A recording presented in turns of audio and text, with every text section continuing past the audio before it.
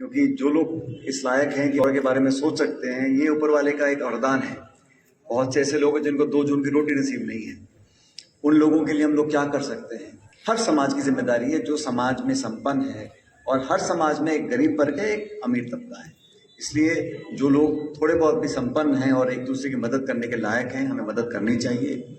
समाज में जागरूकता बढ़े, जो कुरीतियाँ हैं उसको हम उसका निराकरण करें, जो समाज में गलत परंपराएं चल रही हैं उसको रोकने का काम हमें करना चाहिए, और कठिन समय में, मुश्किल घड़ी में हम एक दूसरे के काम आए।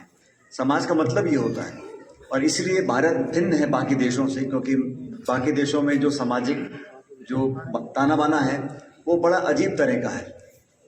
उनके संस्कार हमसे नहीं मिल सकते, क्योंकि उनके अंदर वो भावनाएं नहीं है। वहाँ तो पड़ोसी पड़ोसी राम राम ही नहीं करते हैं।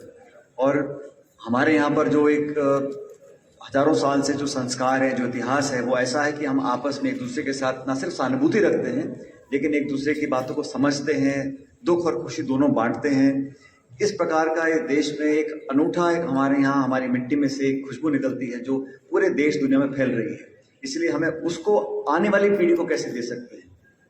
हम लोग स्कूल में जो बच्चे पढ़ते हैं, उसके अलावा जो पड़ोस में, घर में, सामाजिक जो लोगों को एक संस्कार, एक आदर, जो एक भावना है, वो कैसे अगली पीढ़ी को दे सकते हैं, इस पर हमें मंथन करना चाहिए। और जैसा यहाँ पे वैश्य समाज के बारे में बताया गया, बहुत योगदान रहा है। आज से नहीं, देश की आज़ादी में भी योगदान किया, और हर व्यक्ति हर काम नहीं कर सकता, लेकिन एक भावना होनी चाहिए।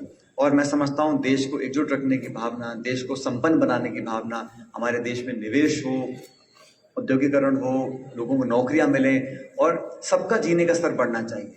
तालाब का पानी जब बढ़ता है तो उसमें सब कश्तियां ऊपर उठती हैं। ऐसा नहीं है कि उसमें सिर्फ एक ऊपर जाएगा और एक नीचे जाएगा। इस भावना के तहत हमें काम करना चाहिए। और मैं समझता हूँ कि इस देश में, प्रदेश में, जिले में अपार संभावनाएं हैं।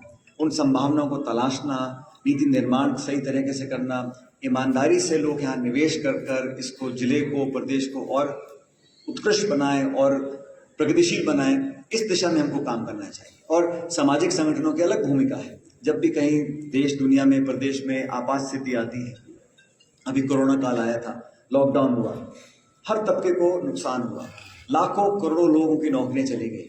वो तो नरेगा के माध्यम से ग्रामीण क्षेत्रों में लोगों को 2 जून की रोटी मिल जाती थी, ताकि उनके चूल्हे जल जाते थे। इस कठिन परिस्थिति में सब लोगों ने मिलकर काम किया है। लेकिन अब दोबारा से अर्थव्यवस्था को सुजोड़ने का जो काम करना है, उसमें समझता हूँ वैश्य समाज की बहुत